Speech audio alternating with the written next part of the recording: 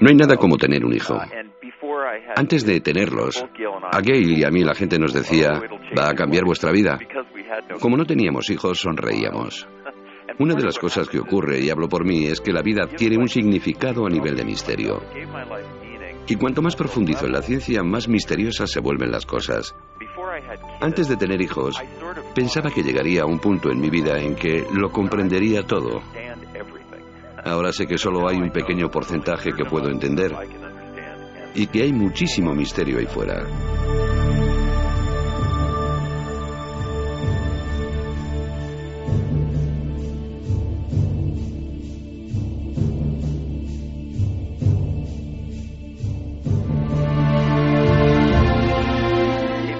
Si tratas de unir la ciencia y la espiritualidad, al final llegas a un punto, que podríamos llamar epifanía, en el que te das cuenta de que no hay en el universo un ejemplo mejor de lo que es Dios que un niño. En mi libro hay un capítulo en el que digo que Dios es niño. Así que aunque uno sea ateo, aunque no crea en Dios en absoluto, creo que cuando tenga un hijo entenderá que sí hay grandiosidad del universo, sí hay gloria. Si existe la posibilidad de una paz pura, la van a encontrar en ese niño. Y sí, definitivamente ellos ven y perciben cosas para las que no tienen un lenguaje adecuado. Si ellos pudieran dirían, oye, esto es espiritual, esto es algo divino. Por tanto, ese niño es un Dios. Esta es una de las razones por las que tenemos ese sentido de la protección con nuestros hijos. Porque no solo son nuestra descendencia, sino porque sentimos en ellos esa divinidad, ese Dios, y queremos cuidar esa sensación.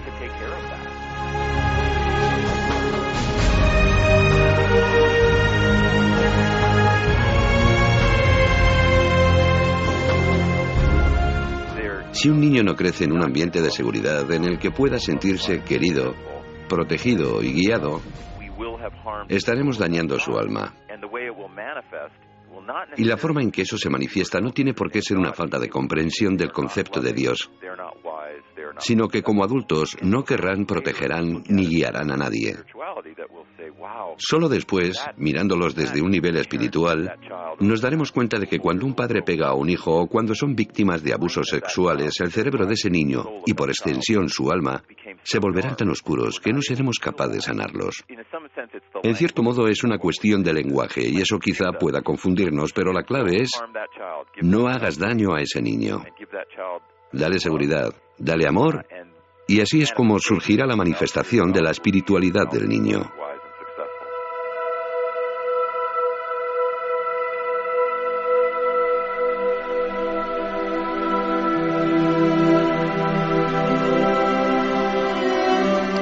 Era bastante sencillo.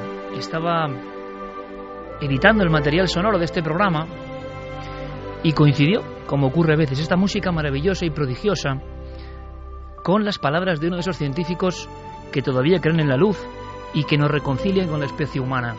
Es el doctor Michael Gurian, un hombre que fue niño maltratado y que precisamente por eso, buscando la luz que él no tuvo, de la cual le privaron, se puso a investigar durante años en el misterioso cerebro de los niños, con experimentos tan gloriosos, tan increíbles, como conectar a una niña de 4 años, bailando entusiasta la música que a ella le fascinaba, su cerebro con electrodos a un terminal informático, y el doctor Gurian, el niño maltratado, y otros de sus colegas, mirando la pantalla, ¿os lo imagináis, amigos?, viendo cómo determinadas partes del cerebro de la niña de 4 años, cuando bailaba casi en éxtasis de alegría, se iluminaban. Las sinapsis neuronales se convertían, sí, en luz visible.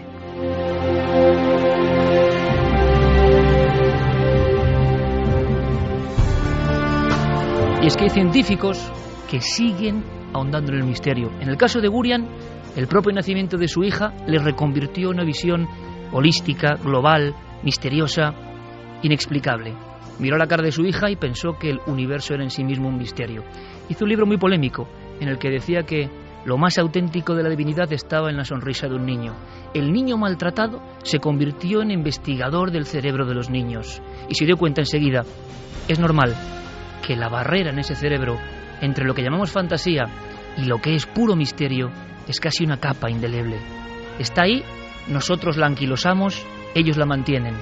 El doctor Gurion en Estados Unidos da charlas, combina el cerebro, combina el ordenador y combina la ciencia con un único objetivo: intentar comunicar, con gran éxito creo, que los niños, el alma de los niños, es nuestro único tesoro. Tenemos que preservarlo, como sea.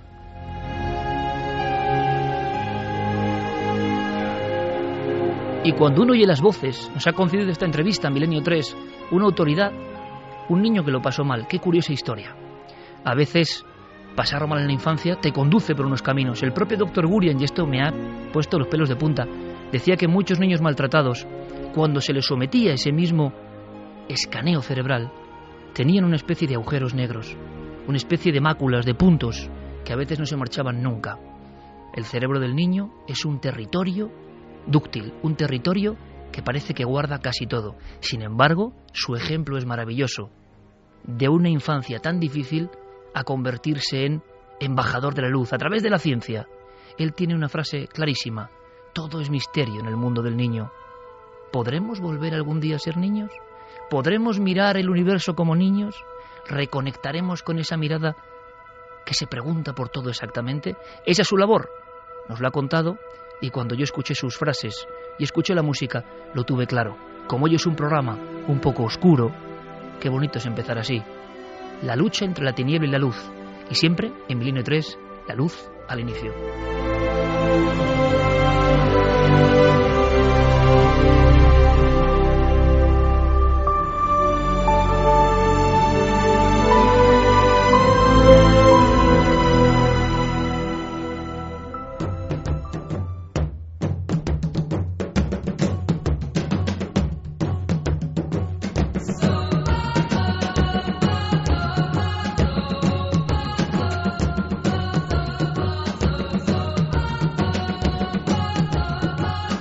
Una y 38 minutos, esto es Milenio 3 en la cadena SER, y de una música prodigiosa a otro gran maestro, también de la luz, cómo no, Mike Oldfield. Y esta noche hay muchas emociones fuertes, con invitados, con amigos. Un tema, sí, vais a saber por qué, oscuro, que se reabre. En España tenemos muchos casos misteriosos que ahora están siendo analizados por la luz de la lupa de la investigación. Algunos casos que sí, es verdad, ponen la carne de gallina, que ocurrieron muy cerca. Y zonas de nuestro país, podéis intervenir para darnos más datos, que parecen, por lo menos a los ojos de los investigadores, zonas casi malditas. Karen, buenas noches. Buenas madrugadas, Iker. Lo primero, abrimos vías de contacto rápidamente y ahora me cuentas porque vas a hablar de una biografía, de una persona muy especial, singular. Vamos a ver qué les parece a nuestros oyentes. Lo primero que vamos a hacer es abrir las líneas de contacto. Como siempre, nos tienen que buscar en las redes sociales en Nave del Misterio, tanto en Facebook como en Twitter como en Google+. Y nuestro correo electrónico, milenio3 con número @cadenaser.com. Esta noche, ¿quién va a ser invitada especial de alguna forma? Pues una actriz muy conocida, oscarizada, Siglin MacLaine, porque ella tiene una vida bastante misteriosa. Es decir, ha dedicado su vida en gran parte al misterio en el amplio sentido de la palabra, porque nos habla de extraterrestres, de reencarnaciones. Cree fervientemente en que hay un más allá de la muerte, sobre todo por experiencias que ha tenido. Y podremos oír su voz contándonos cómo cambió su vida hacer el Camino de Santiago. El misterio de Shirley, vamos a descubrirlo. Llaman a Santiago Camacho. Santi, buenas noches. Buenas noches, Iker. Segunda parte de un dossier que ha dado tanto que hablar. Te ha costado algunos enemigos, lo sé, pero, amigo, eso es el ser conspiranoico de vanguardia. Bueno, pues vamos a hablar otra vez esta noche de lo que hemos denominado la conspiración del sexo. Y si en el primer capítulo nos centramos en lo más obvio, lo más explícito, si se me permite el juego de palabras, pues vamos a vernos esta vez por unos ámbitos un poquito más ocultos. Porque, ¿y si lo que hablamos en el primer programa, la pornografía, las redes de trata de blancas, las mafias, no fuese la causa, sino fuese un efecto? ¿Y si hubiese gente practicando algo llamado ingeniería social, que tiene fines económicos, políticos, para promover esa hipersexualización de la sociedad? 1:41, estaba Javier Pérez Campos, compañero, con una llamada de última hora lo dejamos ahí, pero bueno, uno de esos casos que a veces pasan casi en directo y que le sorprende al investigador. Intentaremos investigar sobre ello. Javi, buenas noches. Buenas noches, Iker. Pues sí, desde luego, yo he estado intentando convencer a esta persona para que nos contara en vivo los hechos, porque están ocurriendo ahora, están ocurriendo esta misma noche, pero esta persona está sola en casa. Es una casa de Ciudad Real, un piso que durante años yo he perseguido porque se hablaba de él con cierta mítica de que los propietarios de algunas inmobiliarias eran incapaces de venderlo, y es cierto. O sea, me acaban de corroborar que hay una persona ahora mismo durmiendo, intentando dormir allí, que esta noche va a dormir en el sofá de la casa porque está aterrorizada. Y bueno, yo le he notado la voz quebrada totalmente. Ya me estaba contando las experiencias. Decía que tenía miedo de que al hablar de todo esto algo volviera a ocurrir, y que anoche precisamente se le encendió una tele sola. Ella la llegó a desconectar, estaba desconectada y seguía funcionando. O sea, que la tele se encendía en el modo nieve completamente sola, y que lo último fue que en la noche, en cuanto ella consiga apagar la tele, se va a dormir a su habitación, y en la habitación de enfrente, donde ella dormía su compañera, tiene un cristal y ve cómo se enciende la luz totalmente sola. Y esta serie de cosas, escuchar sonidos también en esa casa, las luces, dicen que entra, bueno, me lo estaba contando ella, que entra en la casa, entra por ejemplo en el salón y están todos los cajones abiertos de par en par cuando está ella sola y no hay absolutamente nadie más en la casa. Pues todo eso, Iker, está ocurriendo hoy. Esta noche ha vuelto a ocurrir, las luces de la casa se le están encendiendo totalmente solas, no hay nadie más con ella, sus compañeros de piso llegan mañana. Y bueno, decía que esto lleva ocurriendo más o menos desde hace 2 años de forma muy ligera, pero que esta noche y desde un tiempo a esta parte pues está ocurriendo con mayor intensidad. Hombre, si le pasa algo a esta muchacha, debería abandonar el piso por lo menos momentáneamente, creo yo, ¿no? Por ella misma, claro, porque puede claro. tener algún accidente simplemente por el miedo que tiene ahora mismo en el cuerpo. Si tiene alguna amiga o algún familiar que viven cerca, pues lo mejor es que se fuera a dormir a casa de si de puede alguien. Estar más tranquila, puede llamarnos en cualquier momento. Sí, en ese instante sales tú, Javi, porque es que además nos ha ocurrido, esto pasa a veces, justo iniciando el programa y preparando otro testimonio del que hablaremos, Javi, otra historia que también tiene que ver con una casa, pero de pronto llama a alguien que tú conoces y que está aterrorizado esta misma noche. Bueno, primero, ante todo, tranquilidad, que esto no le va a causar ningún daño y que si puede, pues se desplace, llame a algún amigo, no sé, es que esto tiene es un poco... Vamos, no suele ocurrir esto, ¿no? Directamente. Ha ocurrido además hace 15 minutos, sí, que hay una persona de mi familia que se ha puesto en contacto conmigo porque esta persona es íntima amiga suya. Es decir, que no estamos hablando de un caso de terceras que nos llega por ahí. Es un caso muy directo y, como te digo, yo he hablado con esta persona y tiene la voz absolutamente quebrada por el miedo. Sobre todo que se tranquilice, porque estas cosas no hacen daño a nadie. Son muy espectaculares cuando se viven, cuando ves los cajones abiertos, cuando no hay nadie en casa, cuando ves esas luces que se encienden, cuando la televisión no está enchufada y de repente se activa. Pero bueno, hay que pensar que pueden ser causas naturales, que puede haber algún tipo de cortocircuito y sobre todo que esté tranquila porque no la van a hacer daño en ningún momento. Si aún así sigue estando asustada, como nos comentabas antes de entrar en el programa... Bueno, que llama a la policía directamente si se siente muy agobiada. Bueno, pasa que las fuerzas de seguridad no suelen tampoco hacer... Pero empieza a pasar algo, como ha ocurrido en algunos casos. Oiga, pues se puede llamar, no pasa nada, tienen que atenderle, tienen que acompañarla. Sí, además es un problema que le está causando efectos físicos, es decir, que se le está viendo en la salud. Se le ha puesto mal cuerpo a la chica. Tiene muy mal cuerpo y ya te digo, yo pocas veces me he encontrado con un testigo que lo cuente tan en vivo, porque es que acaba de ocurrir, que ha ocurrido ahora mismo. A ver si a lo largo de la noche, Javi, sí. Puedes contarnos algo más, ¿te parece? Estupendo. Sigue tú manteniendo la conversación y nuestro apoyo, porque la sugestión, el miedo, que es humano, puede provocar un accidente que no tiene nada que ver con el más allá, pero que es peligroso físicamente, así que tranquilidad. Oye, que la familia milenaria está aquí vigilando también, aunque sea en la distancia, y que no le va a pasar nada. Vamos con una historia que sí que es dramática y que se reabre precisamente esta semana en nuestro país. Era una fiesta de muchachos, 2 de 14 años, 1 de 15, Francisco Valerio, Rosario Ayete y Pilar Ruiz. Se fueron a una zona cerca de Catadau, próximo a Macastre. Era una noche de fiesta juvenil con una tienda de campaña. Era 14 de enero de 1989, repito. Jamás volvieron a casa. Los investigadores no saben qué ocurrió realmente, no pueden imaginarlo. Se reabre el caso esta semana. Me ha sorprendido esta historia. Grupos de criminólogos y forenses quieren buscar algunas claves en torno a esa noche de horror en Macastre. Estaban al parecer en una caseta, no se abrió la tienda de campaña, cayó la noche en una zona fría, en una zona con frondosos bosques, y alguien se tuvo que aproximar, aunque otro de los misterios, no había una sola huella. Lo que sabemos es que la policía fue encontrando los cuerpos en diferentes lugares y en diferentes fechas. Por ejemplo, en una fecha significativa aparece la primera señal.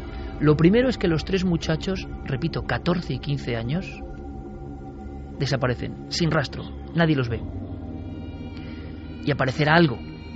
En una población a bastantes kilómetros del lugar de la desaparición, aparecerá algo concreto.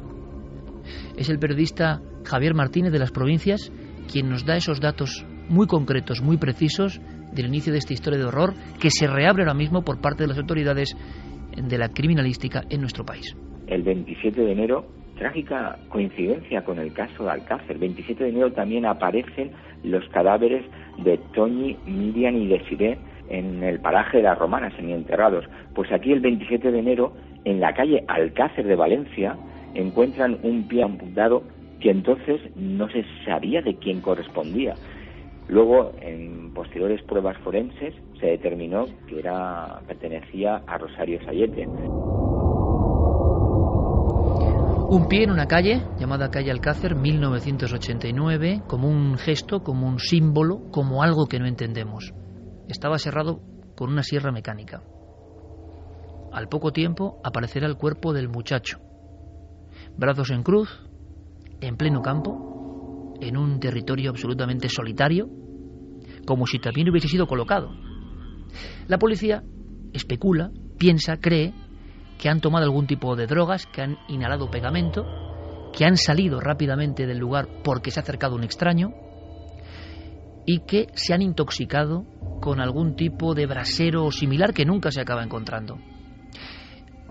Quizá una de las chicas se puso mal, el otro compañero y la otra amiga salieron a pedir ayuda y algo pasó en ese interín, en ese camino. Todo se desbarata cuando surge este pie amputado. Después el muchacho, como si hubieran estado retenidos en algún lugar al mismo tiempo que se iniciaban las investigaciones. Y después, en un cobertizo, aparece, sin signos de violencia, tumbada en la cama y brazos en cruz, la otra chica. Las autoridades no saben qué decir. Vuelven al caso del pie amputado. Lo intentan identificar. 4 meses después, prácticamente, 4 meses después, aparece el resto de la chica. También le falta una mano y tiene la cara desfigurada. Los 3 cadáveres del caso Macastre han aparecido en diferentes puntos, trazando ¿qué? Parece una dramática y real película de terror. ¿Qué clase de código hay aquí?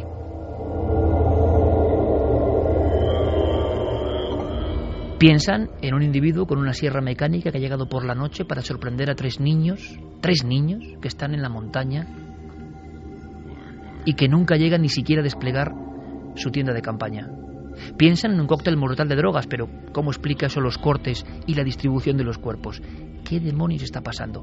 La Guardia Civil investigó, pero no llegó a ninguna conclusión. Es uno de esos casos malditos porque se perdieron entre expedientes. Lo que ocurre es que en la misma zona ha habido también sucesos similares, según dicen algunos investigadores. ¿Qué ha ocurrido esta semana exactamente? Pues que, y esto interesa saberlo, hay un grupo de criminalistas que se llaman luchacontraelcrimen.com, o ese es el término de su web.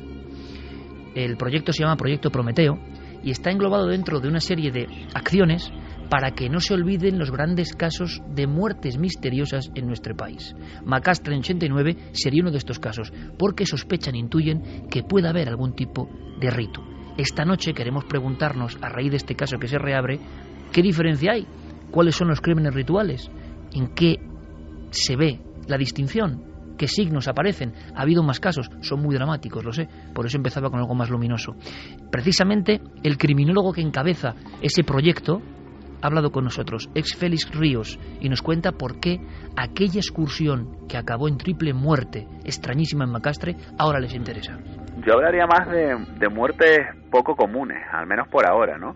Se ha especulado mucho, pero yo creo que aventurarnos a hablar de un crimen ritual aún es pronto. Lo que sí es cierto es que solo entre el 85 y el 95 se produjeron en Valencia, a menudo en la misma zona además, unas 23 desapariciones, de las que aparecieron 18 cadáveres. Y solo hubo 3 procesados durante esos 10 años.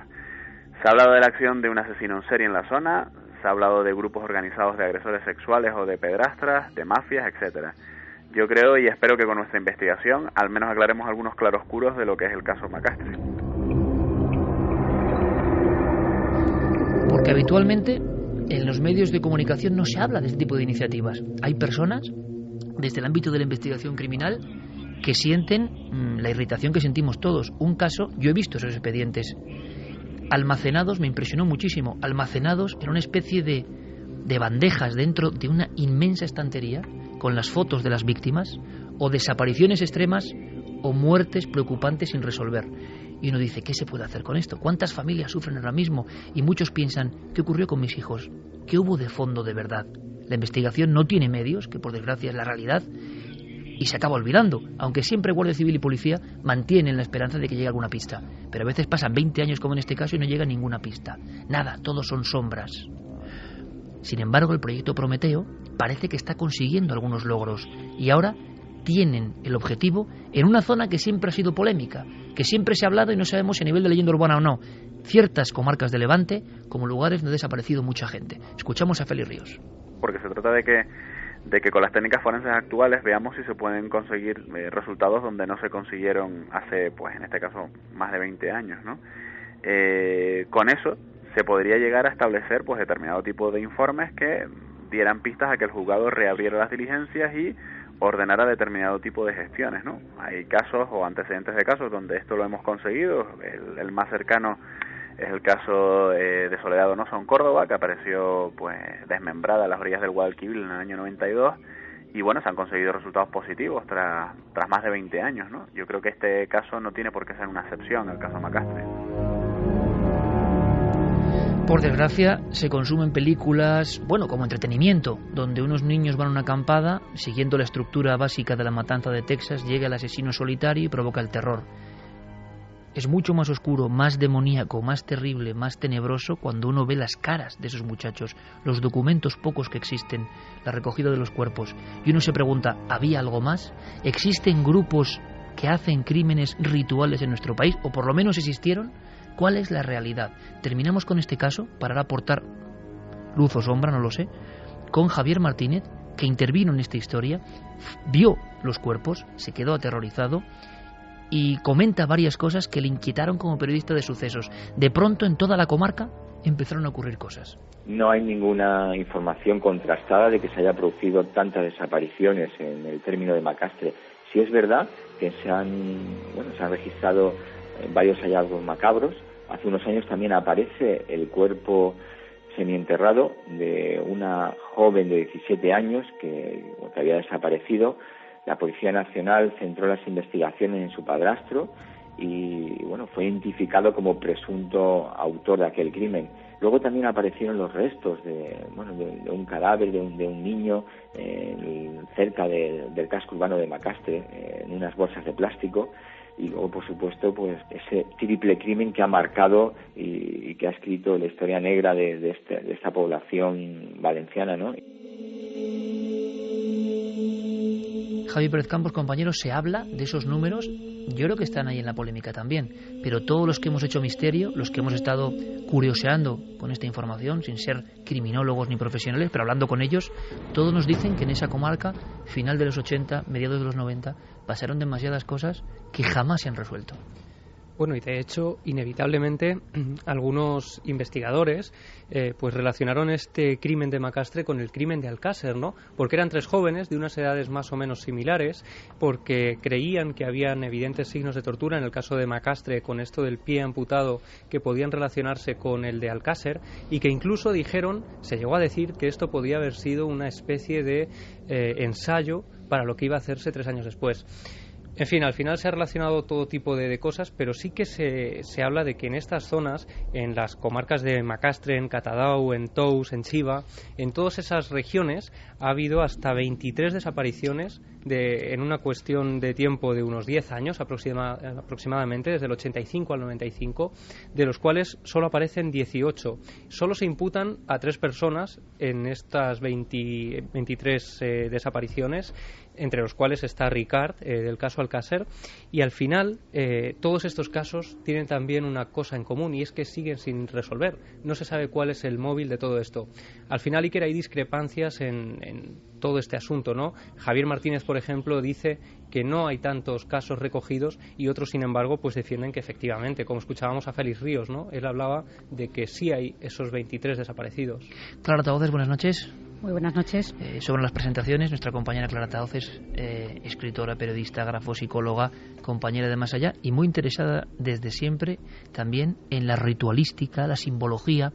Y claro, me traía un dossier, una carpeta verde, que me ha puesto también medio malo, porque no recordaba algunas fotografías. Por ejemplo, una en pleno corazón de Madrid, en el barrio de Carabanchel, parece un tronco humano.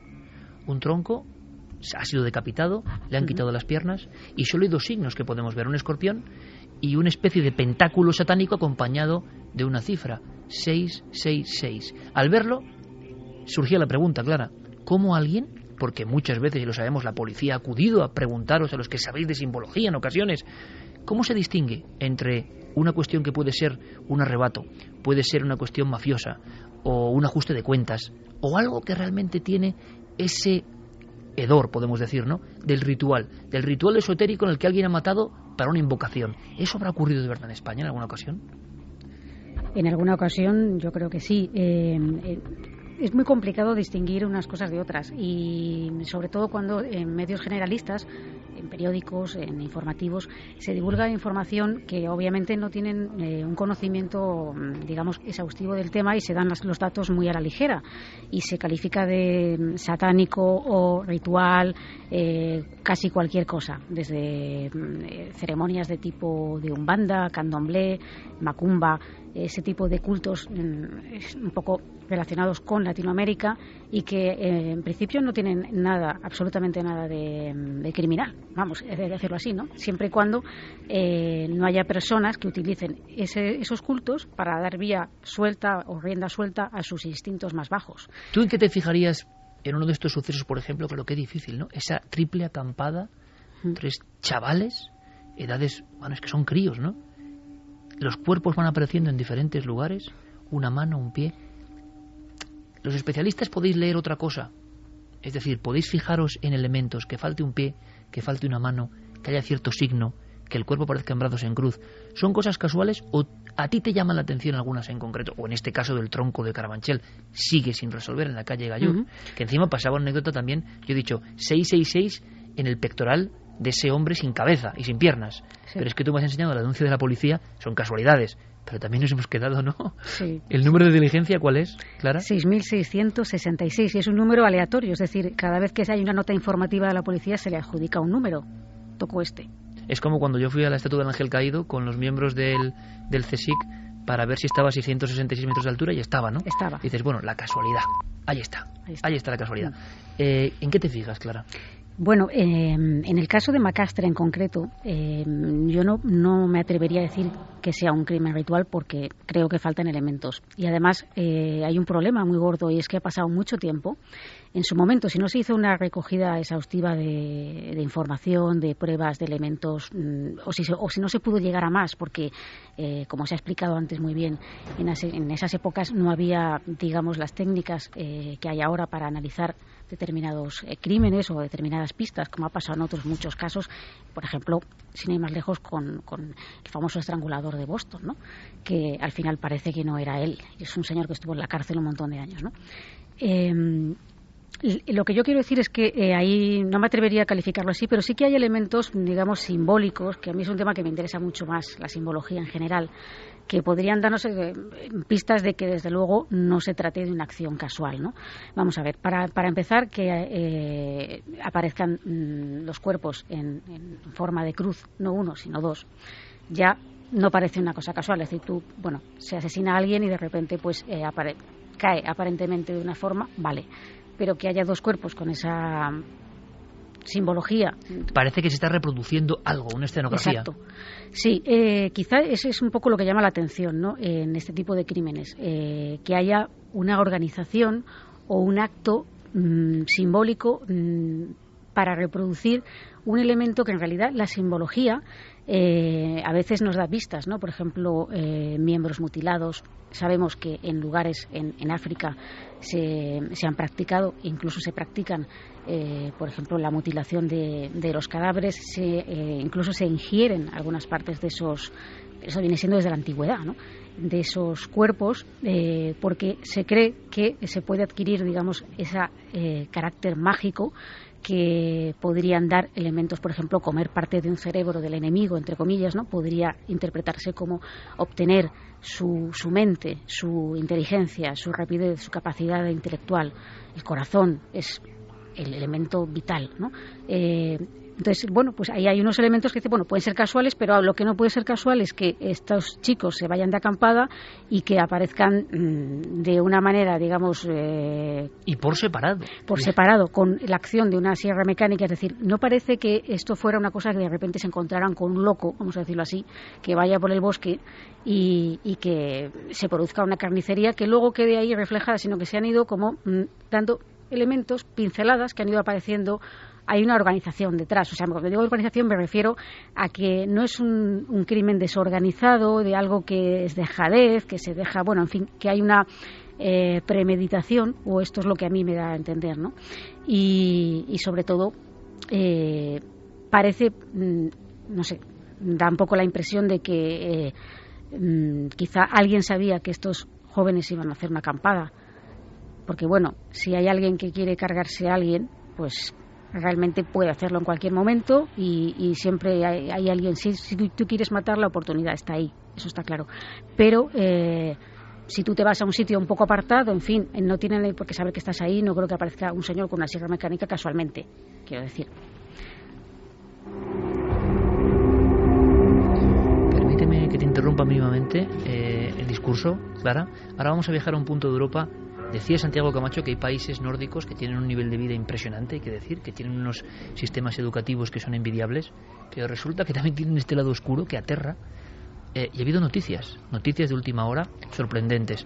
Fermín Agustí, compañero, buenas noches. Buenas noches, Iker, buenas madrugadas. Una madrugada más, no solo somos trending topic, sino que estamos entre lo más hablado en Twitter ahora mismo. Gracias, compañero. Pues son las 2:04 y claro, Jeremy Martínez nos pone estas músicas de Herbst 9, que es alguien que yo creo que, bueno, no sé, estaba pensando en estas cosas cuando hacía esta música. Es un poco oscuro, pero es así, es la realidad que también existe. Y es que hay noticias, porque es verdad que es curioso cómo los lugares del primerísimo mundo en ocasiones son los más perfiladores de simbología y podemos, vamos a decirlo, aprender de la tiniebla para ver si ocurre algo así en España, que por desgracia ha ocurrido en algunas ocasiones y podemos identificarlo. ¿Os acordáis de la masacre de la isla de Utoya?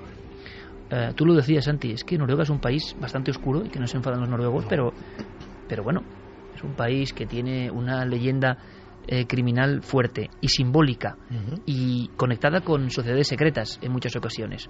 Bien, escucha atentamente esta noticia que te cuenta Carmen. Santi. Pues hace unos meses será detenido en Francia un ciudadano noruego llamado Christian Berg-Vikernes.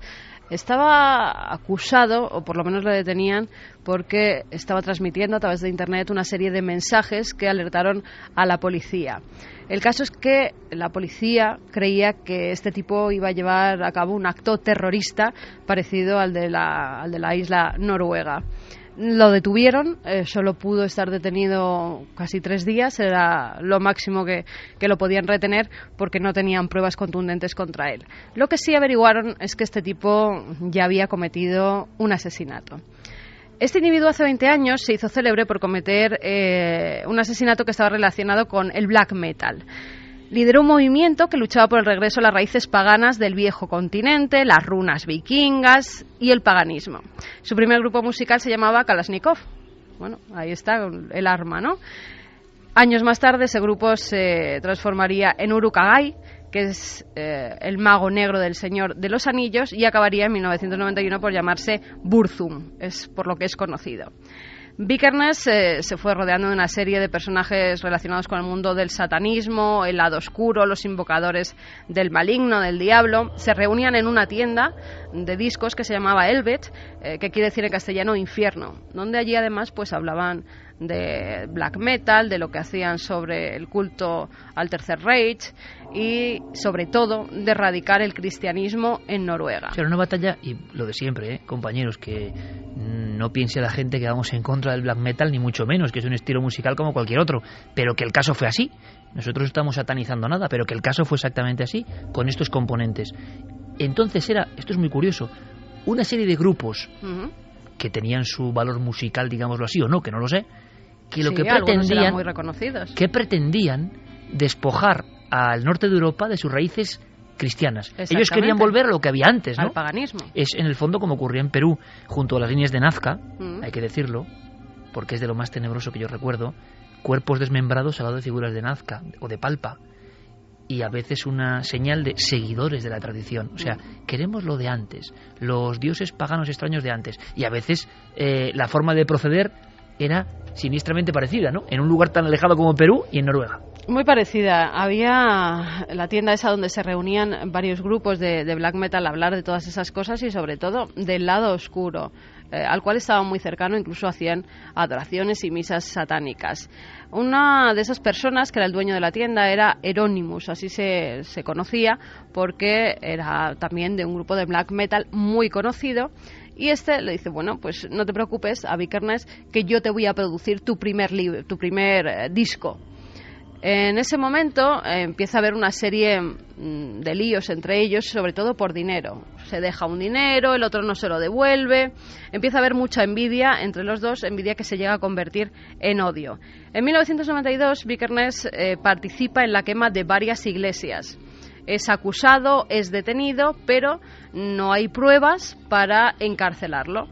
En ese momento le llegan una serie de rumores de que Euronymous intenta capturarle para torturarle y al final asesinarle. Y Euronymous como el Bosco. Sí, parecido, no se escribe así, ya. Se escribe de otra forma, se pronuncia parecido, pero no es como el Bosco. Lo que hace Vikernes es decir, vale, me han llegado esta serie de rumores, voy a ir a tu casa y lo vamos a hablar cara a cara para ver si es verdad, y si me quieres asesinar, hazlo. Eso es lo que él cuenta después de ser detenido. Cuando llega al domicilio, dice que su anteriormente amigo va a la cocina, coge un cuchillo e intenta matarle.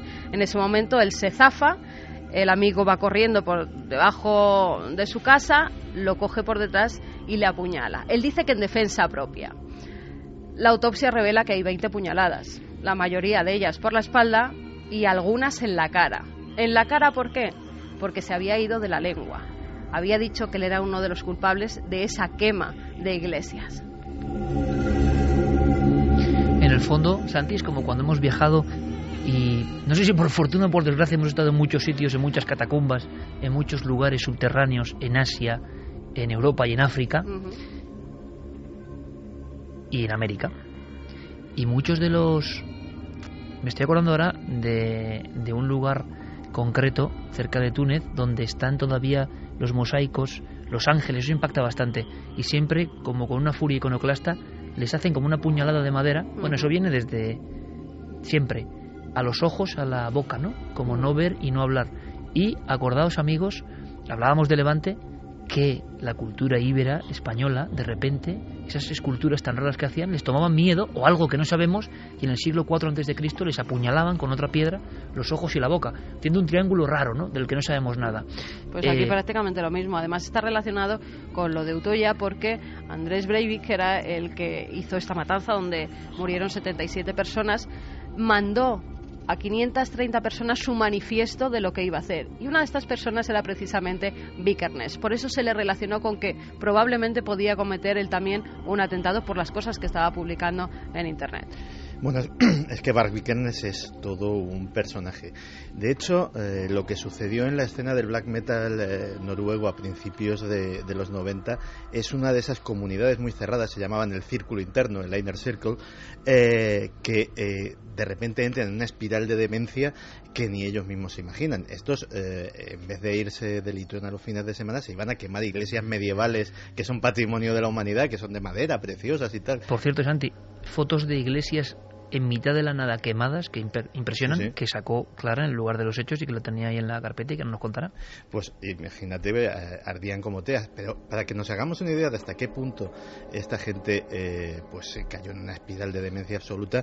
El primer cantante de Burzum era un tipo que se llamaba Death. Death, para inspirarse en los conciertos, llevaba animales muertos, pájaros, ratones, etcétera, etcétera, en los bolsillos de su cazadora para aspirar el hedor de la muerte mientras cantaba y sentirse más inspirado. O sea, es gente que estaba muy mal. Estaba muy mal de lo suyo. Para hacernos una idea, vamos a andar con rodeos, a pesar de lo de los animales muertos, pues no se sentía lo bastante inspirado y en una crisis creativa cogió una escopeta y se levantó la tapa de los sesos. Con estas que llega al apartamento que compartían Vikernes, y lo primero que se le ocurre al ver el cadáver son dos cosas. Una, coger un trozo del cráneo de su colega para hacerse un colgante, y otra, hacer una fotografía para hacer la portada de su siguiente disco. Antes de llamar a la policía. Por supuesto. O sea, para aquí vamos amenizando, ¿no? Hazme un favor, pero estamos hablando, Clara, si puedes, porque yo quiero recordarlo, yo no sé si nuestros compañeros Guillermo León y Diego Marañón, siempre activos en Nave del Misterio, que por cierto, luego contaré algo, gracias por un premio que nos habéis dado vosotros, los seguidores en las redes sociales, luego lo comentamos, pero quiero que me lo muestres aquí, no sé si lo ha visto Santi. Hay uno de los dibujos de niños que más me han impresionado, creo que en alguna ocasión los había visto, pero ahora cobran una fuerza muy especial, ¿no? Es un recorte del diario ABC cuando se publican, ahora me vas a contar qué es esto, los niños tenían ciertas visiones, y el titular dice: 14 de marzo del 93, en todo este ámbito que estamos hablando del rito y el crimen, los niños que asistían a las misas negras en Suecia cuentan los horrores del ritual. Y aparece gente que tiene como una profunda herida, una especie de maniquí, el dibujo de un monigote lleno de fuerza que puede hacer un niño. Luego hay alguien que tiene un brazo y le falta el otro, tiene un pelo como pajizo, y su expresión son, pues sí, como 3 puñaladas en la cara precisamente, y al lado hay una figura con los brazos en alto, como si fuese una visión que han tenido esos niños, con 2 ojos muy negros y un capirote. Parece un nazareno del mal en mitad de la noche. Tenemos aquí, como siempre, la información, los documentos que ya amarillan por el paso del tiempo, Clara, y que impresionan. Y tú te fuiste a investigar todo esto. Sí, bueno, a ver, no fui solo a eso, ¿vale? Pero sí que hice un recorrido por los países nórdicos. Estuve en Suecia, en Noruega, en Dinamarca y en Finlandia. Y la verdad es que justo en aquella época pues era precisamente cuando hubo casi una verdadera psicosis en medios de prensa, cuando empiezan a salir estas noticias tan extrañas que no llegaron a ningún lado, porque es que a día de hoy no sabemos qué ha pasado con... ¿No se resolvió esta historia de los dibujos, las sectas, los niños, las quemas? Se dejó de hablar de ello. En parte, vamos a ver, el tema de... Se dejó de hablar de ello sin más. Sí, bueno, de hecho yo escribí a la oficina de inmigración sueca antes de ir para informarme, porque se hablaba de la desaparición de medio centenar de niños, que lo estamos hablando de 1 ni 2, de edades entre 4 y 12 años, de campos de inmigración, de niños evidentemente que venían de países destrozados por la guerra, como Yugoslavia y otros lugares, y bueno, pues estas noticias empiezan a salir y los campos de refugiados empiezan a darse cuenta de que han desaparecido 52 niños 2 años después. Entonces, bueno, yo creo que si tú quieres cometer una serie de crímenes o puedes hacer barbaridades, vas a buscar siempre a víctimas, salvo que estés muy trastornado y te cargues al primero que pasa por la calle, gente que no, en principio no sea reclamada o que su desaparición pueda pasar desapercibida, como ocurrió en estos casos, ¿no? Y al escribir a la oficina de inmigración sueca, pues me contestaron como que eran historias fantasiosas que no podían negar. Que no querían admitirlo, ¿no? No podían negar las desapariciones, pero que se habrían marchado voluntariamente del país. ¿Y de dónde surgen esos dibujos tan terroríficos de los niños? ¿Quién los hace? ¿Por qué? Esos dibujos los hacen una serie de... O sea, es que se mezclan muchas cosas en aquella época, esos dibujos son divulgados por una catedrática de teología de la Universidad de Uppsala, Eva Lundgren, con la que también me puse en contacto y que declinó, o sea, no llegó a contestarme. Esta mujer había sido amenazada de muerte. Ella tenía una serie de testimonios en vídeo de niños muy pequeños que hablaban precisamente de lo que estamos comentando en esos dibujos. Esos dibujos fueron hechos por ellos y describían lo que habían vivido en sus propias carnes, y algunos de ellos eran niños deficientes mentales, que no creo que se estén imaginando ni inventando nada, ¿no? Veían los personajes del capirote. Sí, decían, incluso hablaban, pues que, por ejemplo, a las mujeres embarazadas con un cuchillo les abrían la barriga. En uno de los dibujos se ve una barriga con una cruz, ¿no? Para sacarles los bebés. Ellos lo comentaban así, que les daban un azúcar que sabía muy amargo. Se piensa que se les podían haber drogado durante esas ceremonias, vamos a llamarlo así, y que incluso les bebían la sangre y les obligaban a beber a ellos. Hablamos de los años 90 en la zona posiblemente más avanzada y desarrollada del mundo, sí, en los bosques nórdicos. Sí, de hecho pues estuvo rastreando toda la zona de los bosques de Suecia, cercanos a las afueras de Suecia, que son unos bosques impresionantes que yo recorrí, y pude ver ciervos sin ninguna dificultad. Te quiero decir, son zonas donde realmente en invierno se acumula una capa de hielo de hasta 30 centímetros. Y se estuvo rastreando esa zona porque algunos de los niños decían que allí los habían enterrado, que los metían en cajas de plástico. No se halló nada, Iker. ¿Y era la misma zona o el mismo entorno donde ocurrió de repente, entre grupos de seguidores de movimientos más o menos oscuros, la quema de iglesias? Allí hubo una quema de iglesias en Suecia, pero realmente donde más se quemaron fueron en Noruega, con esto del black metal, que, como digo, yo quiero decir de antemano que yo no tengo absolutamente nada en contra de este estilo musical. No me gusta, porque no me gusta, pero quiero decir que hubo una especie de...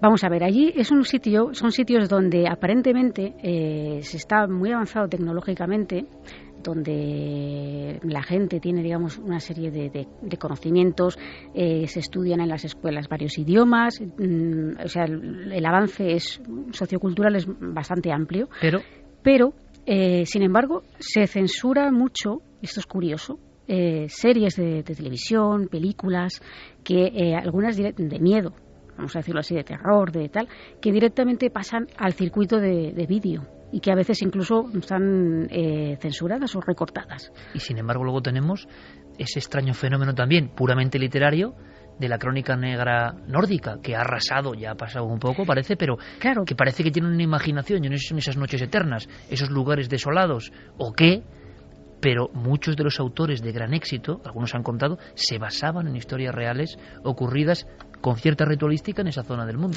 Sí, pero yo lo que voy, ¿no? Cuando se ejerce esta, vamos a decirlo así, un poco censura, esto es una opinión muy personal, una censura en contenidos del lado oscuro, vamos a decirlo así, es decir, como imagínate que este programa allí estuviera mal visto, por ejemplo, ¿no? Seguro que estaría Quiero mal decir visto. que muchos de estos aficionados a ocultismo, a satanismo, si entran en cualquiera de nuestras casas, así que en la casa de Santi, en la casa de Javier Pérez Campos, que además es aficionado sobre todo en la casa de Santi, a los libros, digamos, de este estilo, o de Carmen, quiere decir que Carmen aquí la vemos muy tal, pero ella tiene una serie de cosas en casa que, madre mía, solo hay que ver la sección de Cuarto Milenio de objetos extraños, ¿no? Pues cualquiera de nosotros, que somos un loco, claro, es decir, que se dedica a hacer rituales extraños. Exacto. Entonces, cuando se producen estas quemas de iglesias y tal, se produce también paralelamente quema de libros de esoterismo, quema de libros de misterio, se reúnen en las plazas de algunos pueblos. En los años 90. Sí, y en esos países.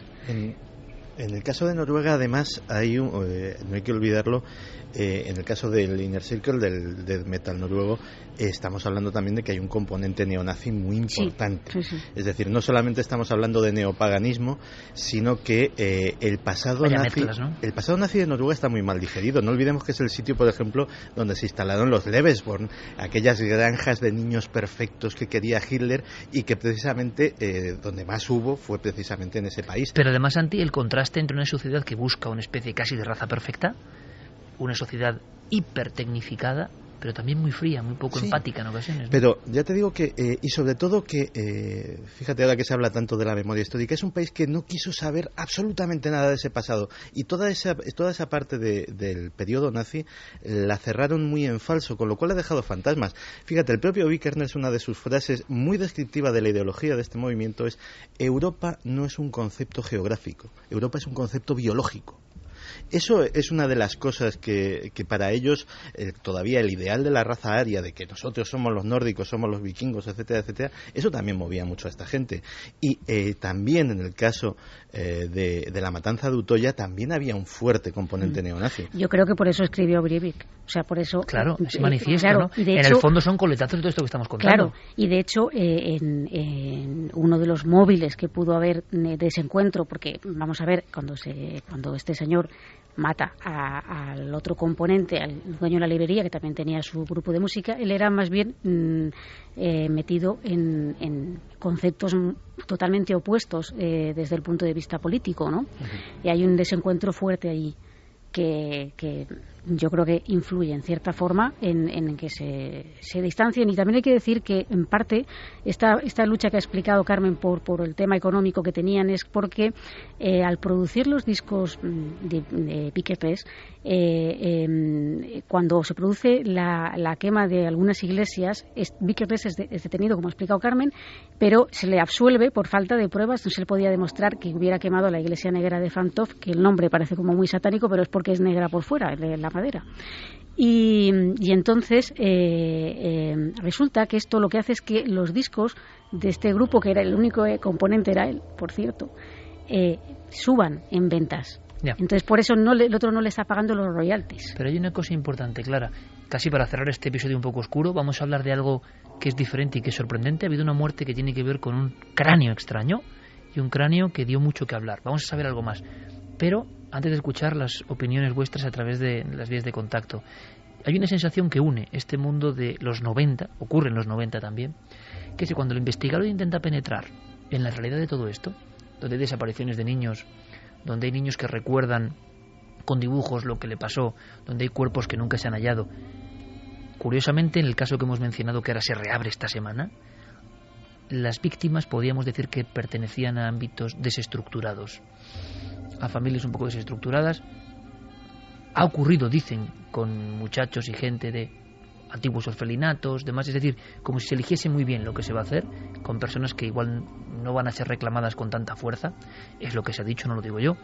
Pero la sensación es que cuando el investigador desde fuera quiere penetrar en este mundo, y sé a lo que me refiero, por compañeros investigadores, se encuentra con un círculo precisamente de hermetismo en autoridades, en periodistas locales. Es como si todo el mundo hiciese mutis y nadie quisiese dar una sola pista, sea Noruega o sea España. Con lo cual, el ámbito entre leyenda o verdad de rituales y crímenes de este tipo, quizá con un origen esotérico, satánico, sigue estando ahí, en un terreno que es muy difícil descifrar, ¿no? Sí, y yo estoy convencida de que muchísimas de estas noticias no tienen nada de satánico. Es decir, posiblemente hay otro tipo de intereses relacionados con la pederastia o con otras cosas que ya es bastante satánico, ¿no? Que sí, bueno, que es bastante terrorífico también, ¿no? Pero que la línea de lo que es la información y un poco parece mentira, ¿no? Que estamos hablando de, a lo mejor, en este caso, por ejemplo, noticias que salían casi a diario en el ABC, un medio nacional, ¿no? Pues hay una línea muy delgada entre lo que es la verdad, los hechos y el mito o la casi psicosis social. ¿En España elegirías algún caso con componentes, en tu opinión, realmente ritualísticos, para saber si hay algo más que leyenda? Bueno, en realidad cualquier cosa es ritual. Es decir, nosotros practicamos rituales Hay que tener en cuenta que un ritual es una acción que se desarrolla para lograr conseguir algo o para pedir algo o para reforzar una creencia. Es decir, quien lo realiza es un poco en el fondo supersticioso, pero realizamos rituales todos en el fondo, ¿no? Un cumpleaños es un ritual, la Navidad es un ritual, la comunión es un ritual, todo esto está muy bien. El problema es cuando esos rituales, y no estoy hablando de manías, digamos, obsesivo-compulsivas, que pueden llevar, por ejemplo, a lavarte las manos 30 veces al día, porque pienses que si no lo haces te va a ir mal, por ejemplo, ¿no? Sino a personas que realizan a lo mejor una serie de acciones para pedir algo, ¿no? Entonces, desde ese punto de vista, cualquier crimen podría ser ritual si quien lo realiza lo hace con una intencionalidad, aunque sea nimia. Es decir, ahí podríamos entrar. El problema es saber si el ritual es para pedir algo o si se está pidiendo algo porque en el fondo se tiene una patología y se cree que eso te va a comportar un beneficio, ¿no? En Galicia recuerdo 2 casos, el crimen de los Tilos, de una mujer que su marido en una especie de arrebato le sacó las vísceras, colocó una cafetera, colocó unos signos, nadie ha descubierto. Te quiero decir, el silencio que se cierne sobre algunos casos. ¿Os acordáis? En aquel monte de Pontevedra, una mujer envuelta o rodeada por velas en mitad de una montaña, que luego la ouija, además de un nombre concreto, era una mujer sin nombre, y la ouija, en una conexión de alguien que intentó convivencia, algo tan arriesgado, de un nombre que luego se verificó que era la víctima, cuando la persona que estaba en esa sesión no sabía nadie quién era la víctima, era un cadáver sin nombre, como tantos otros en España, ¿no? Vamos a hacer una cosa. El cementerio de Zaragoza, ¿no os acordáis? También no es un crimen, pero sí que se hizo un ritual sacando los huesos de los muertos, desenterrándolos y haciendo un caldero que, como decías antes, era como para obtener las virtudes de los difuntos que estaban allí. Eso sí que es un signo ritual. ¿Os acordáis que además algunas tumbas fueron profanadas de una forma una era en Gerona, que llegaron a hacer caldo de huesos, que dices, ¿qué está pasando? Un caldo de huesos metidos en un caldero que se encuentra, algo está ocurriendo extraño.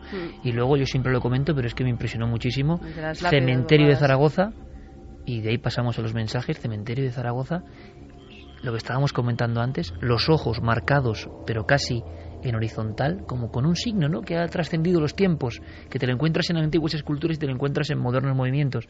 Los ojos marcados y la boca, todas marcadas, un área del cementerio. Pero se fijan los operarios en algo que yo creo que tuvo que impresionarles. Estaban todas, menos una, la tumba de un bebé, con foto del bebé. Todas silenciadas, menos la foto de un bebé.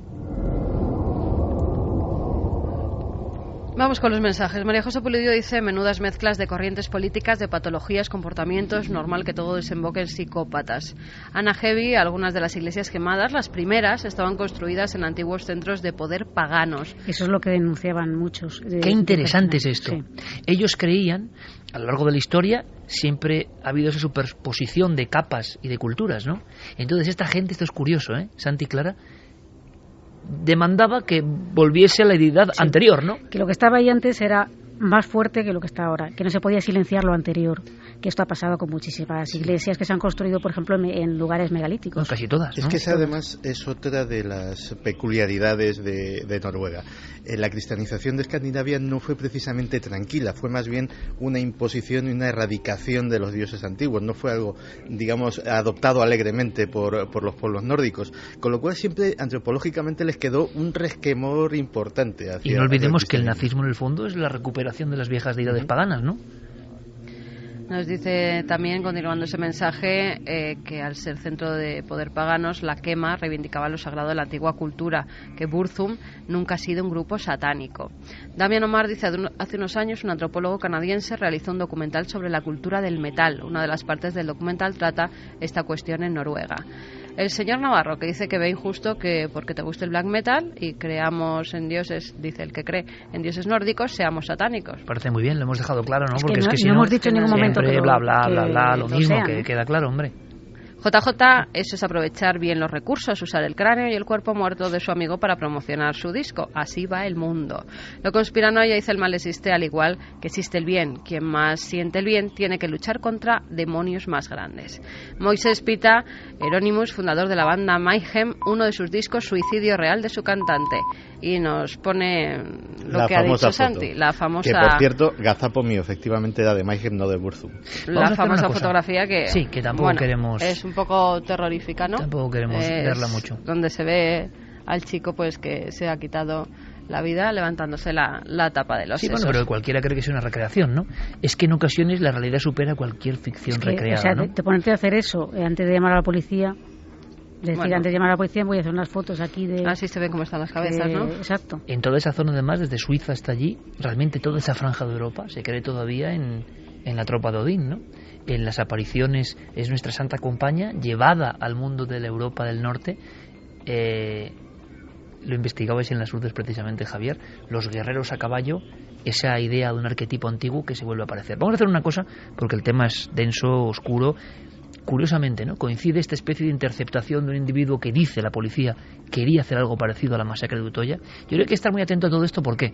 Porque da la impresión de que luego nos llevamos las manos a la cabeza cuando ocurre lo de Utoya, que nadie entiende por qué está pasando con este individuo, y resulta que en su mente hay un cóctel que se lleva fraguando muchos años, mucho tiempo, por una serie de raíces que hay que observar.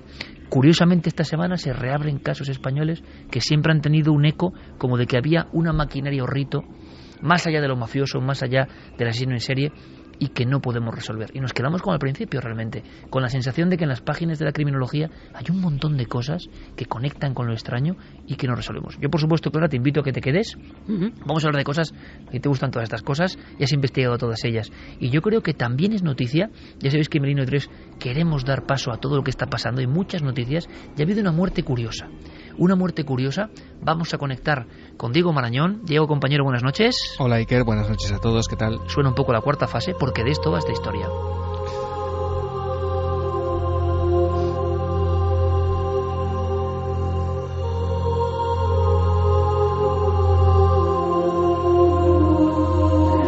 Digo, ha muerto alguien que quizá al gran público, a nuestros espectadores y oyentes incluso no le suene, pero tuvo mucha polémica. Un hallazgo, la custodia de una pieza ósea.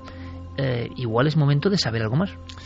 Vamos a repasar un poco esa historia, y que ha muerto el protagonista de este relato. Un relato que comienza más o menos hacia el año 1930. Y nos tenemos que situar en el túnel de una vieja mina cercana al Cañón del Cobre, que es una zona muy proclive a las leyendas que tienen que ver con seres venidos del cielo. Estamos al noroeste del estado de Chihuahua, en México. Y alrededor de 1930 es cuando una niña estadounidense que ha ido a visitar a sus abuelos encuentra algo bastante curioso en ese túnel. Encuentra 2 esqueletos completos. Lo que puede rescatar es solo el cráneo del más pequeño de ellos. Un cráneo sumamente extraño, muy raro. Esta joven lo guarda toda su vida y tras su muerte lo entrega a un matrimonio, Ray y Melanie Young, que finalmente se lo ceden al investigador norteamericano Lloyd Pye. Él se convertiría en su custodio hasta esta misma semana. Pye enseguida observa que ese cráneo es muy extraño, como te digo, y comienza a estudiarlo con la colaboración de algunas empresas especializadas en genética. De hecho, en febrero del 99, Pye se convierte en el director del Star Child Project, que es una organización que se crea exclusivamente para investigar ese cráneo. Una calavera que, a simple vista, te la voy a describir, Iker, es deforme, es más abombada de lo normal, tiene las cuencas de los ojos muy pronunciadas y cercanas a la nariz, no tiene apenas puente óseo y la parte posterior de su estructura no presenta la forma cóncava que cabría esperar, sino que es más bien plana. Además, el grosor de ese hueso, de ese cráneo, es mucho más fino que el de un cráneo normal. Pero lo que es curioso es que su dureza, según las investigaciones llevadas a cabo por Pye, es 2 veces mayor de lo que cabría esperar.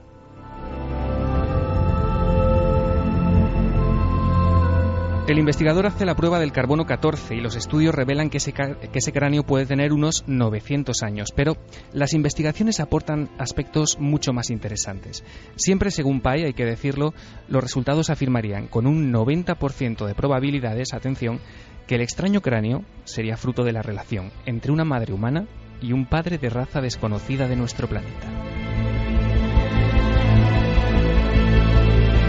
Lógicamente, en opinión de Pai, no habría duda. Si esa especie no es terrestre, solo tenemos una opción: mirar a los cielos.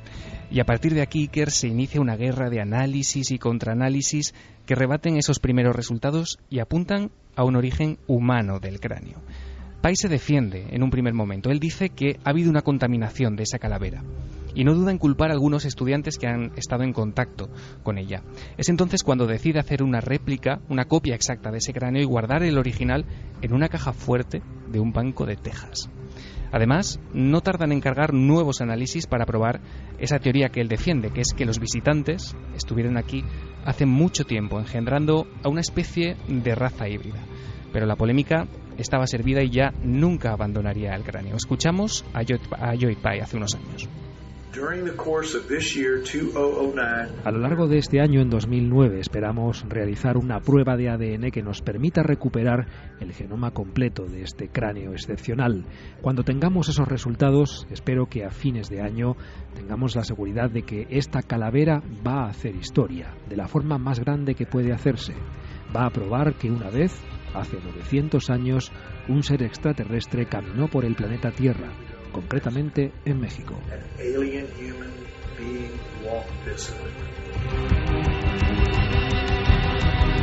Esas últimas pruebas a las que se refería Pai son realizadas en un laboratorio de Estados Unidos cuyo nombre él dice que por seguridad no puede desvelar. Y los datos que supuestamente sacan a la luz es que ni siquiera eran 2, como se creía hasta el momento, sino hasta 3 los seres implicados en la concepción del niño de las estrellas, como se le llamó. Como es lógico, Iker, Pai, que a estas alturas ya no tiene reparos en poner en cuarentena la teoría de la evolución y que apoya abiertamente cosas como la presencia Anunnaki en el pasado de nuestro planeta, tiene que hacer frente a numerosas críticas. Algunas de ellas, aunque pueden resultar correctas en el fondo, para él son furibundas, le atacan prácticamente sin misericordia. Uno de los más beligerantes es el conocido escéptico Steven Novella, de la Universidad de Yale, que en un momento dado dice que el cráneo tiene todas las características de haber pertenecido a un niño con hidrocefalia congénita y que esas deformaciones que presenta pueden ser el resultado de la acumulación de fluido en su interior. Bueno, en España, uno de los profesionales médicos que más ha estudiado esas características del cráneo y que parece apuntar en la misma dirección es el doctor Alfonso Sánchez Hermosilla, que es antropólogo y genetista forense del Instituto de Medicina Legal de Cartagena. Desde luego, cráneos como ese son perfectamente habituales en las colecciones antropológicas y a ningún antropólogo se le pasa por la cabeza que pueda no ser humano. De hecho, todas las investigaciones en este momento apuntan a que son humanos. La hipótesis más probable es que era un niño humano simplemente con hidrocefalia y con alguna patología más. Lloyd Pai, Iker, estuvo en España a principios del verano de 2010. Participó en un par de congresos y también intentó conseguir apoyos para producir 2 documentales sobre este proyecto. Hay que decir que esto no lo pudo llevar a cabo. En los últimos tiempos siguió asistiendo ya con menor frecuencia a esta serie de conferencias, hasta que hace solo unos meses subió a su canal de YouTube el que sería su último vídeo, su último anuncio. En aquella filmación, Pai anunciaba que tenía una grave enfermedad y que renunciaba a la investigación activa. La noticia le afectó profundamente, pero aún así quiso compartirla de este modo que vas a escuchar con los simpatizantes de su proyecto. Hola, soy Lloyd Pai. Muchos de vosotros durante los últimos 14 años me identificaréis como el guardián del cráneo del niño de las estrellas. Durante ese tiempo habéis sido una gran ayuda y un apoyo continuo. Agradezco todo lo que habéis hecho para hacer que el proyecto avance. Sin embargo, hoy tengo que hablaros de un problema personal. Hoy es 21 de julio de 2013. Hace 5 días, el 17, un oncólogo me diagnosticó un linfoma agresivo. Ha sido un gran golpe para mí, para mi familia y para mis amigos. Ahora que esto ha ocurrido, quiero luchar por mi vida. Como os digo, hace 5 días, cuando me lo comunicaron, no me lo podía creer. Y estoy seguro de que muchos de vosotros, si me conocéis, sentiréis lo mismo.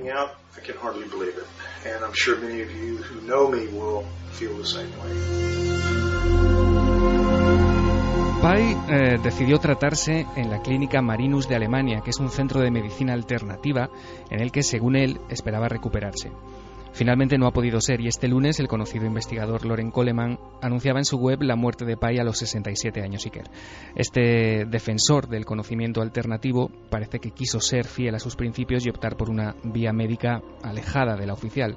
Lo que sabemos con seguridad es que el cráneo del Star Child, que ahora está en manos de otras personas elegidas por Pai para continuar con su labor, ha quedado de alguna manera congelado bruscamente en el tiempo y parece condenado más que nunca a un olvido lento y silencioso. De hecho, a estas horas la página web del proyecto está deshabilitada. Equivocado o no, Lloyd Pai forma ya parte de la historia del misterio, y una buena forma de acabar es con las palabras del doctor Sánchez Hermosilla, que reconoce de este modo el mérito y el tesón de este investigador. Desde luego, este hombre hay que tener en cuenta la ilusión que le puso, considerando pues que no tenía ni los medios adecuados ni la formación adecuada, y a pesar de todo con ese ánimo, con esa ilusión, incluso fue capaz de contagiar a muchísima gente, y eso es de lo que quita su sombrero, por supuesto. Esta semana ocurría, este mismo lunes, desapareció el guardián del cráneo del Niño de las Estrellas. Sí que es verdad que hay acciones que superan cualquier guión de Hollywood, ¿no? Desde el año 30, una niña en una mina de México encuentra un cráneo. En alguna ocasión, imagino que nuestros compañeros Guillermo y Diego, precisamente, a la nave del misterio, habrán subido ya las imágenes. En este programa que es interactivo, las personas lo estarán viendo. Yo cuando vi esto, recuerdo a mi buen amigo Joaquín Abenza, que es un tipo siempre juicioso, que estaba muy maravillado con la historia cuando surgía. Pero claro, había ocurrido un hecho, y es que tú recordarás que justo recién llegábamos nosotros de la Cátedra Dupuytren de París, que es verdad que es un museo de medicina, pero es un museo del terror. Coincidió que habíamos visto muchos cráneos de ese tipo justo en ese periodo, y de inmediato recuerdo decirle a Joaquín, hombre, yo he visto cráneos parecidos a este, entonces no sé la excepcionalidad cuál es. Recuerdo perfectamente que en ese sitio ya un poco ajado y un poco antiguo de París, cuentan que es el museo de antropología forense más extraño del mundo y con piezas más antiguas. Cuando fuimos Carmen y yo coincidió que no había nadie. O igual es que hace mucho tiempo que no va nadie por allí. Y la primera imagen que uno se encuentra, porque a mí ahora, por ejemplo, yo lo veo no con expectación o con terror o con miedo, me da más bien lástima y me da pena, porque esas criaturas eran niños, ¿no? Algunos vivieron un tiempo. Y entonces, claro, eran auténticos cráneos macrocefálicos, extraterrestres puros y duros en lo que es la imaginería, ¿no? Encima allí lo tienen en unas vitrinas de madera, cogiendo polvo, y había una parte que era un ejército de niños con la cabeza impresionantemente desproporcionada, los cuerpos muy famélicos, que acompaña eso la hidrocefalia. Luego había unas baldas con cientos de cuerpos de las grandes facultades de medicina y hospitales parisienses. En ese lugar parece que es el primer sitio, como haría luego Reverte como en España, donde los doctores empiezan a hacer un museo de teratología. Hay niños cíclope, hay niños con el tono verdoso de los cíclopes, con el ojo y la nariz probóscide. No estoy hablando de ficción, estoy hablando de una realidad que los médicos conocen. Pero claro, ver todo eso en un sitio, y encima recuerdo perfectamente, Carmen, y tú lo sabes, que había una mujer que guardaba todo ese material. Y de repente se va metiendo por un pasillo, y esto tú sabes que es cierto.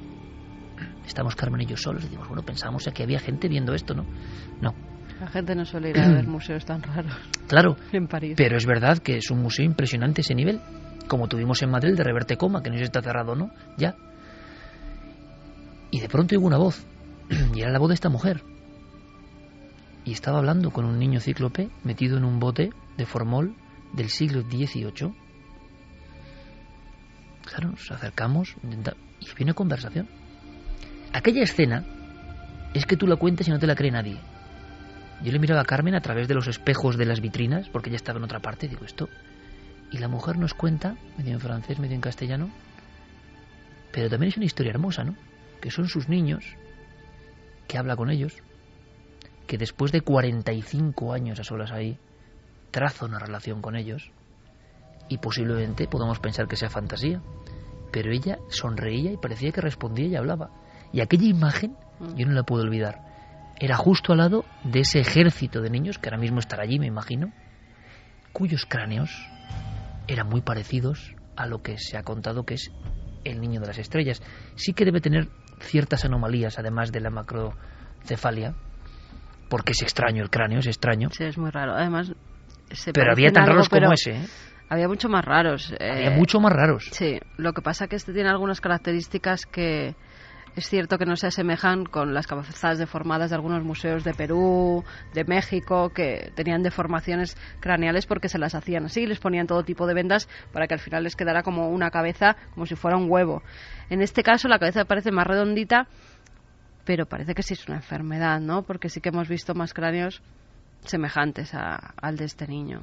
Bueno, lo cierto es que hay historias que nos sorprenden, acaba de ocurrir, ¿y qué pasará con este cráneo de las estrellas? ¿Acabará en algún rincón también? Nadie sabrá nada. ¿Cuántos proyectos de este tipo, también con el interés enorme que hay por el asunto de los Anunnaki, están, no sé, solicitando, ¿no?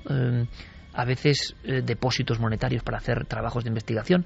Algunos, yo no sé si es marketing o no, dicen que están investigando en ciertas líneas, lo anuncian por todas las redes sociales, causan una gran expectación y luego no se sabe nada. Está ocurriendo. Y con el tema de los Anunnakis, yo os anuncio que en muy breve tiempo vamos a tener un debate, creo que explosivo, porque es interesante también escuchar a las personas que creen en España fielmente que, por ejemplo, esos cráneos abombados que hemos visto en Cuzco, en Perú, en Ica, que hemos filmado, que hemos fotografiado, no eran por las tablas y los paños, ¿no? Sino que eran descendientes de algo extraño que vivió con nosotros. Lo creen ellos. Pero es interesante escucharles también. Está existiendo una franja como muy poderosa que reivindica esta presencia de los otros en la antigüedad. Y sobre eso va la siguiente historia. Y la siguiente protagonista. Obama, Área 51, Shirley MacLaine. ¿Cómo se mezcla todo esto? Pues es una mezcla un tanto explosiva. Si queréis vamos a oír un corte donde se escucha a Obama reconocer que por primera vez ha sido el presidente de los Estados Unidos el único que ha hablado de la mítica Área 51. Cuando te nombran presidente, una de las preguntas que te hace la gente es ¿qué ocurre realmente en el Área 51? Creo que acabo de convertirme en el primer presidente que ha mencionado públicamente el Área 51. ¿Qué te parece, Shirley? To ever publicly mention Area 51. How's that, Shirley?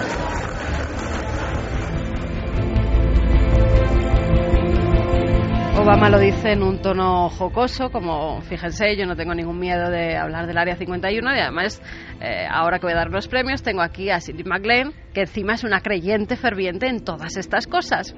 Vamos a hablar un poco de esta mujer porque a veces es conocida por su faceta de actriz, pero no por su faceta más espiritual. Esta mujer, ganadora de un Oscar y de un Globo de Oro, nació el 24 de abril de 1934 en Richmond, en Virginia. Desde pequeña ella quiere ser bailarina, debe ser muy constante en lo que hace porque iba todos los días a hacer ballet. Tiene un accidente, se rompe un tobillo y entonces es cuando decide que que ese no va a ser el trabajo de su vida. Decide dedicarse al teatro, pero además desde muy pequeña tiene otra serie de inquietudes relacionadas con el misterio y su familia además la comprendía perfectamente. Mi padre tenía un doctorado en psicología y filosofía por la Universidad Johns Hopkins.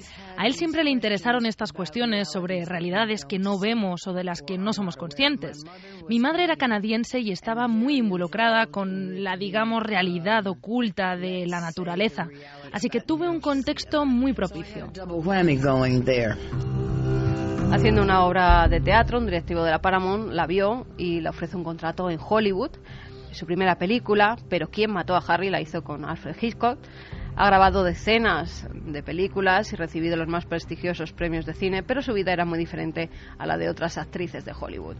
Era una ferviente creyente en la reencarnación. Ella misma cree que en una vida anterior fue una princesa inca, que su hija fue una hermana suya en otra vida, que fue juglar en la corte de Luis XV, donde acabaron por cortarle la cabeza. Incluso dice que ella se ha visto cómo esa cabeza rodaba y salía una lágrima de uno de sus ojos, e incluso que fue un habitante de la Atlántida.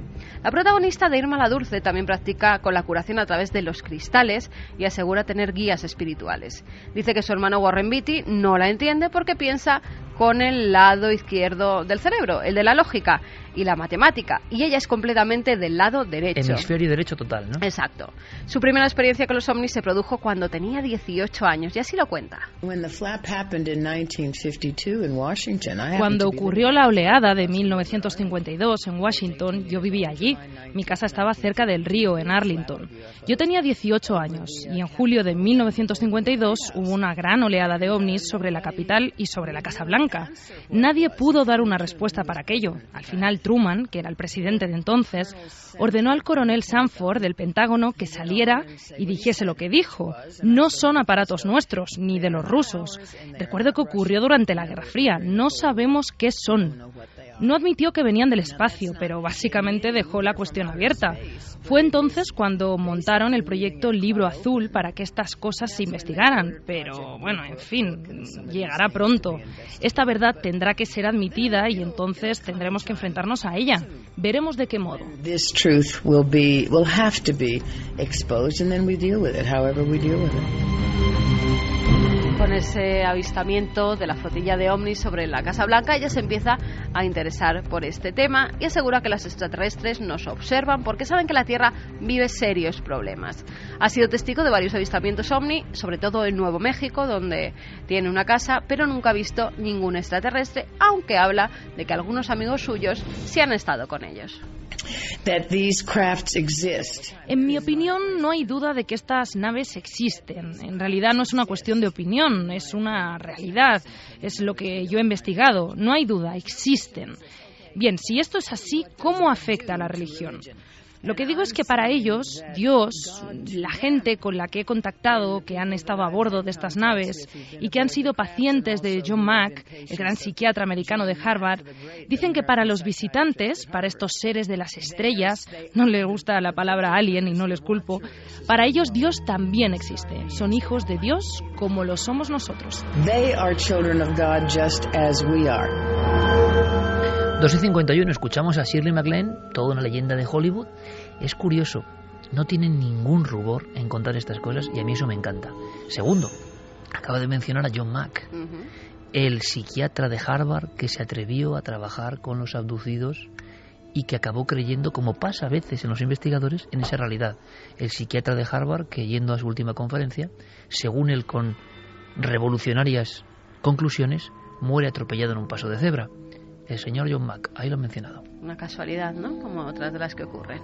En Perú, esta mujer tiene una serie de experiencias, algunas de ellas la marcaron bastante. Asegura que salió de su cuerpo y que entonces comprendió cómo son las almas y que éstas experimentan con lo que es la persona física. Sabe que hay vida después de la muerte porque su padre tiene un terrible accidente de coche en el que tiene una ECM, una experiencia cercana a la muerte, y le cuenta que ha visto ese túnel y que ha visto a familiares que le han dicho que no era su momento y que tenía que volver a acabar las cosas que tenía en la tierra, que no era el momento de estar con ellos. En 1994, Shirley también tiene una experiencia que es muy importante, que es hacer el Camino de Santiago. Lo hizo desde Roncesvalles, desde el Pirineo francés, y dice que durante este viaje, que fue muy iniciático para ella, descubre quién es ella verdaderamente, se empieza a conocer a sí misma y que además conoce a Dios. Cuando peregriné a Santiago de Compostela, cruzando España hace una década, tenía entonces 65 años y, bueno, hacer el camino me permitió entender básicamente lo superficial que era. Ahora miro al pasado y veo que estaba tan metida en mis asuntos en aquel tiempo que creo que me perdí las grandes cuestiones relacionadas con la cultura, lo que significaba estar viva entonces. Dejé a un lado una perspectiva mayor de que la realidad fluye más allá de mí misma. Flows and ebbs of reality than just me. Muchos de sus amigos aseguran que esta mujer, en un ensayo que tenía de una película, de una de sus últimas películas, tiene una especie de trance donde pronostica los atentados del 11S. Ella asegura no acordarse en absoluto de nada de eso, pero la gente que estaba ensayando con ella a su alrededor dicen que sí, que es que predijo cómo iba a ocurrir exactamente todo. Y quiero acabar con una cosa que me ha parecido muy bonita y que ella hace. Lo explica en un libro que publicó y dice que en cada casa a la que ella se muda hace una pared de vida. ¿Qué es esto? Pared de vida. Pared de vida. Dedica una de las paredes de su nueva casa a llenarla de fotografías desde que era pequeña, cuando estaba bailando, hasta el último día que ha vivido. Es toda su vida en una pared con algunos personajes muy queridos por ella, como han sido el Dalai Lama o Gandhi. Tiene esas fotografías puestas y gente que ha sido muy importante para ella y que en cierta forma le ha abierto el camino hacia esa espiritualidad.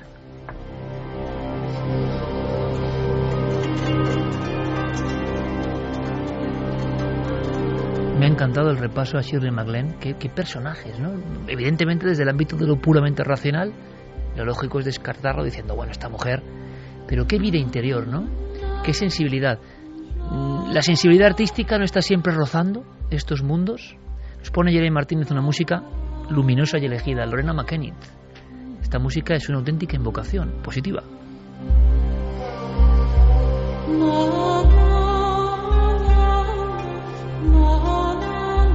¿En España un actor se atrevería a hablar así? Bueno, hay que hacer el Camino de Santiago creyendo en todo esto. No puede ser el camino que hace el tipo con la bicicleta en plan deportivo, con todo mi respeto, ¿eh? Por cierto que tenemos aquí a una actriz. A dos. Y tenemos también... Bueno, tenemos a dos buenos amigos, porque luego, claro, es que los milenarios somos ya una especie de legión extraña, ¿no? Tenemos a Elena Ballesteros. Hola, ¿qué tal? Buenas noches. ¿Cómo estás? Muy bien. Una de nuestras actrices con enormes éxitos durante muchísimo tiempo y que continúen. Y a Dani Mateo, compañero en los 40 principales y una de las figuras claves de la Sexta del intermedio. Bienvenido. ¿Qué tal? ¿Cómo estáis? ¿Qué hacéis aquí? Pues que somos, somos fans. Mira qué música bonitos ponemos, ¿eh? Lorena McKennitt, que es maravilloso. Muy bonita. ¿Por qué os gusta este mundo? Bueno, que lo cuente Elena, porque a mí yo soy un novato total. Sí, cuando nosotros empezamos a salir juntos fue un poco... Bueno, él era muy reacio a todas estas cosas y todo lo que yo... Mis experiencias o lo que... Tal y como yo me haya enfrentado a todo este mundo... le resultaba bastante extraño. Y yo al principio, de hecho yo es algo que no cuento, suelo contar mucho. He de reconocer. Por si acaso, ¿no? Sí, por si te tachan de sí, suele haber. O sea, no te es como Shirley MacLaine, ¿no? No, es que de hecho lo que habla al principio, que hablabais de los niños, y luego cuando Shirley MacLaine habla de sus vidas y tal, yo recuerdo que de pequeña le decía siempre a mi madre, es que yo cuando era mayor, siempre, y yo tenía una imagen de que yo había vivido anteriormente, no sé por qué. Y yo tenía mi imagen de yo de mayor, con 5 años, 6 años más o menos. Y bueno, en mi casa era como una locura, ¿no? Entonces se empezó a cortar esta manera como de suele hablar, ocurrir, ¿no? Como suele ocurrir. Por eso te parece... Pero sigo recordando claro, esto. pero es por eso digo que podemos pensar lo que sea, pero qué valentía Shirley MacLaine siendo quien Sin es, ¿no? duda, sin ¿verdad? duda, sin es duda. hermoso también que Sin alguien duda. diga, oye, aquí estoy y he vivido todo este tipo de experiencias, ¿no? Tú, que eres una actriz, que has hecho un montón de trabajos, no será fácil, ¿verdad? Tú dices esto y seguramente muchas personas lo tomen por el buen lado y otros lo tomen por la burricie que nos acompaña habitualmente, ¿no? Estamos en un mundo muy racional. Yo el primero, ¿eh? Tú el primero, Yo antes. El primero que era su pareja. Sí. Estoy con tu madre, ¿eh? Ay. Pero luego descubres que es por miedo. Claro. Que es por miedo a perder pie, por miedo a pensar, es que a lo mejor conocemos una parte muy pequeña del todo, pero estamos muy cómodos en nuestra zona de confort y cuando nos sacan de ahí, o sea, ya no es miedo a una cosa en concreto, al mal, no, es miedo a perder la seguridad. Bueno, en un mundo que nos pide seguridad constantemente, ¿no? El otro día salió una noticia de unos científicos que han demostrado ya científicamente que la vida podría ser un holograma. Sí, totalmente. Sí. Pero es que nosotros que aquí tenemos, todo el mundo tiene un póster en su casa de Einstein sacando la lengua, que es un tío que es un mago que vino a decirnos, el tiempo y el espacio no existen, y se fue. Y todo el mundo, no, Einstein, claro, no, Einstein, pero Einstein realmente lo entendemos, o sea, hemos captado el mensaje ¿y somos consecuentes con él? No, porque da muchísimo miedo. Oye, os quedéis un rato más porque quiero preguntaros un par de cosas, hombre. Elena Ballesteros y Dani Mateo, que claro, evidentemente el público conocerá. Bueno, con el día que vino nuestro amigo Cristian Gálvez aquí también, ¿no? Sí. Que la gente, el público, claro, alucinaba porque Cristian hablaba de Leonardo con una pasión. Y luego, en el mundo de la tele, nuestro compañero José Mota, David Cantero, que es espectacular, su mundo de investigación, es que alucina. Bueno, quizá porque estamos en un país donde todavía cuesta un poco Sí, pero es rascar un poquito y enseguida a todos nos ha pasado. Venga, pues luego algo que no podemos quiero que os quedéis con explicar. nosotros, Elena, Dani, me parece muy interesante, ¿no? Porque llegáis a mucha gente también y yo quiero agradecerte especialmente, quiero agradeceros siempre las buenas palabras pero aquí yo creo que da igual emisoras, marcas, cadenas, nos da lo mismo, claro. pero el apoyo y el cable que nos habéis echado siempre, te lo agradecemos mucho. Así que luego te meteremos el dedo en la llaga para preguntarte cosas. En tu barco y en el de Bunbury tenemos que subirnos todos. Sí, hay que despertar, amigo, hay que despertar. Volvemos enseguida en Milenio 3.